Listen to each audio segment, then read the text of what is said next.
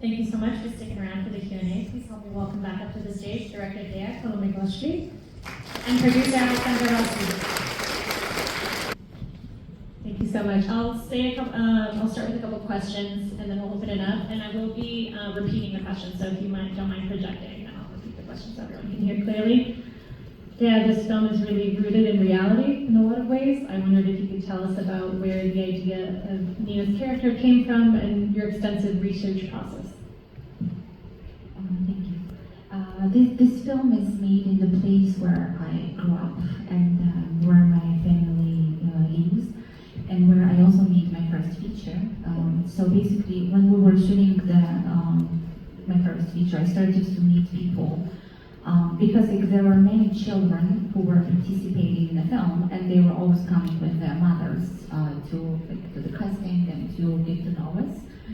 And gradually communicating with all the women who came to us every day, I started to understand better what their lives are made of and what are the things they're the most concerned about.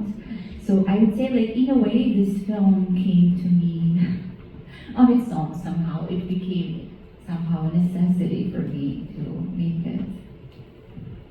And Alexander, I wondered if you could talk about what made Dea's vision so appealing to you, and also the process of taking the production to Lagodeki.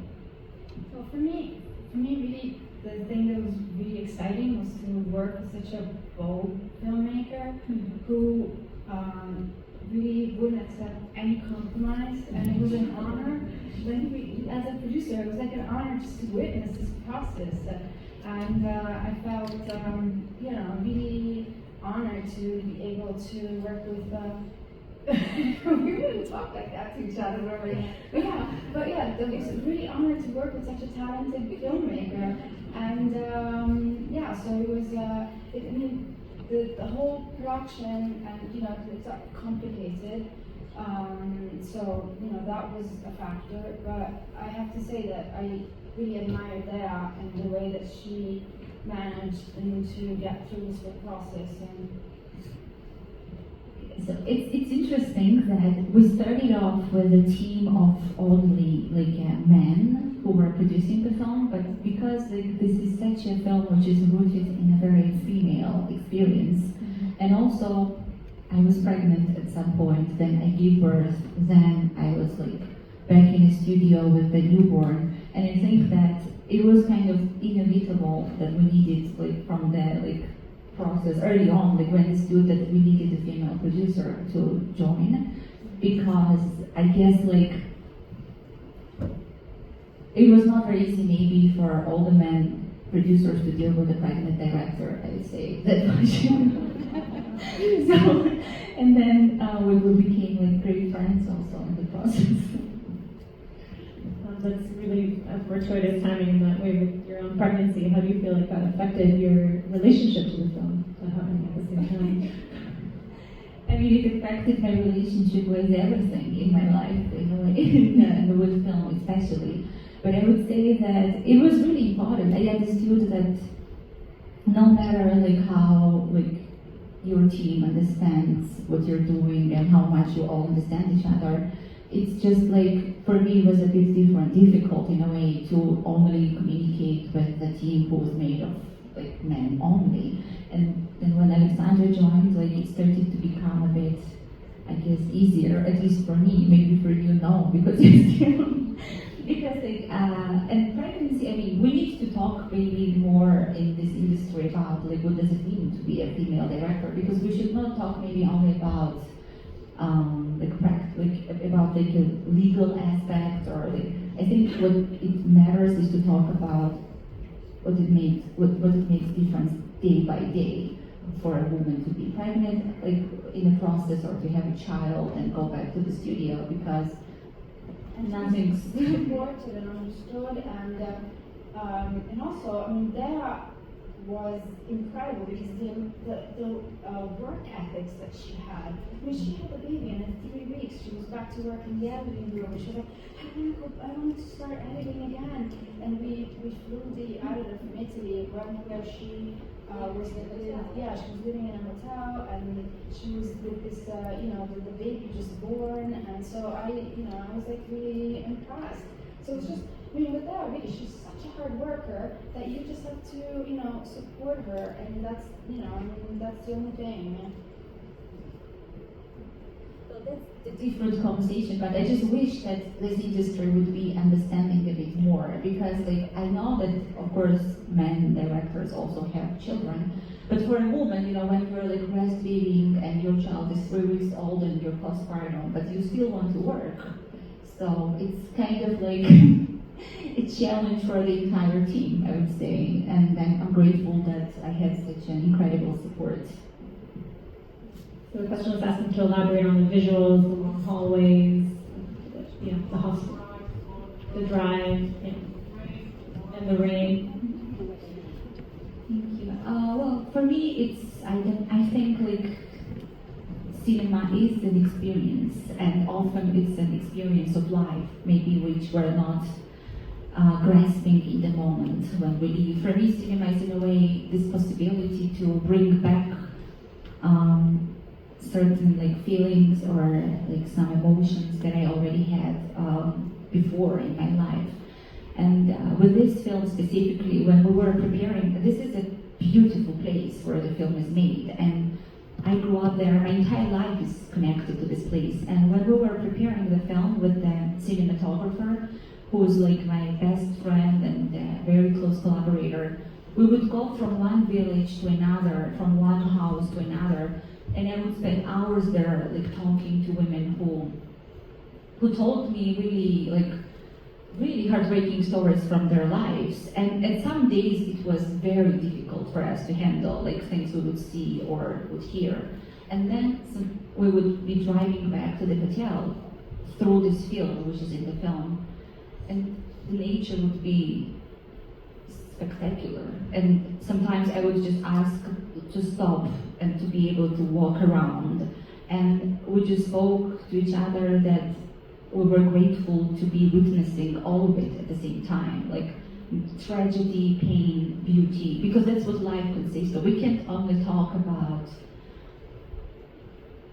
tragedies of human lives, because beauty is still there. And I want to be able, as a director, to grasp it all somehow and to allow the audience to experience it all, because for me it's important to see life as it is, with its beauty as well.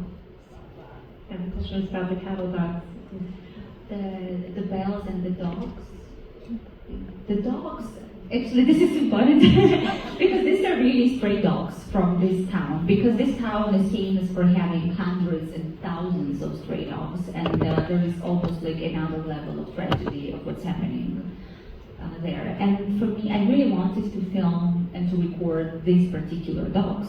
And it was a bit challenging for producers, because one day I just came up with this idea that we need to bring an animal handler who would teach these dogs from this town to how to participate in the film. And actually we succeeded, because all the dogs that are filmed, these are the dogs which this guy trained, and these are the street dogs who live in this town. And he just took a month with them and taught them certain things, and they had their own life developing in parallel from making the film, having little puppies in the process. Yes, really, it was this, for me at least, because again, sound is another experience for me of cinema. Cinema is not only what we see, right? It's also, this is an audio-visual experience. And also, if we talk about what is storytelling, is it something told verbally, or is it something experienced through emotions? And I really, really hope that when somebody watches my film, it's not only what you see on screen, but it's something which you personally have already experienced in your life. So it allows to recall memories or things which are within individual viewer.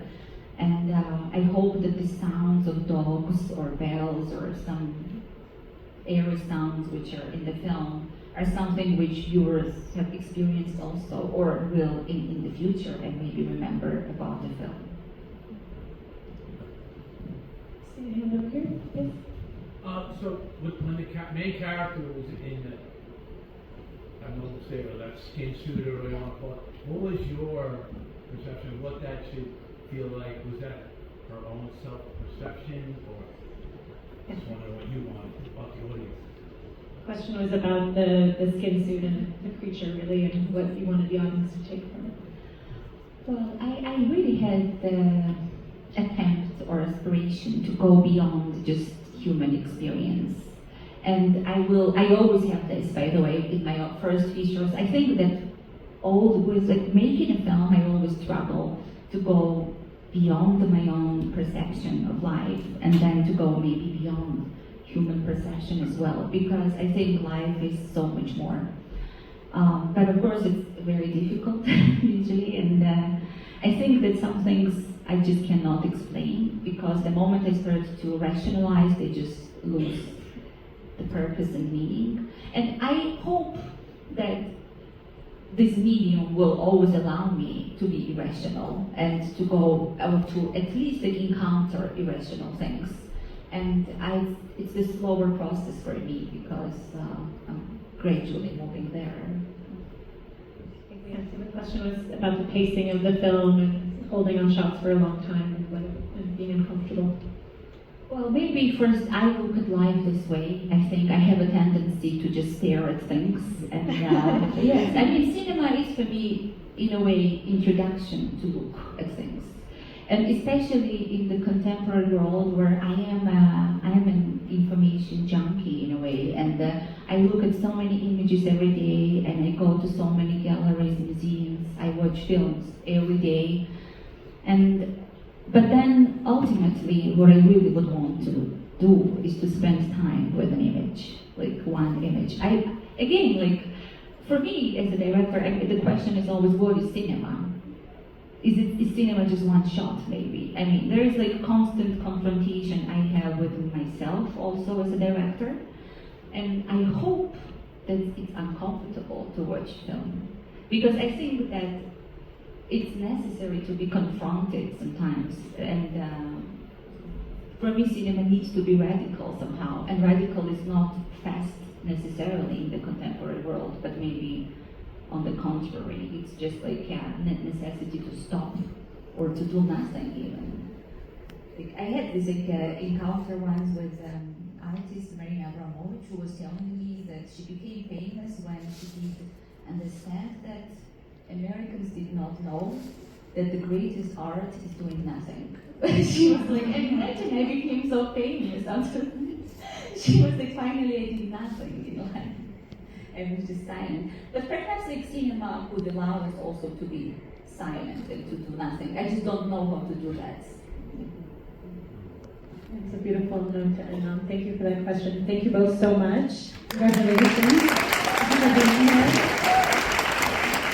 It's Eric from IONCINEMA.com. If you want to support us, subscribe below. For more reviews, interviews, film festival coverage from Sundance, Cannes, Toronto, you want to check out these guys on this side.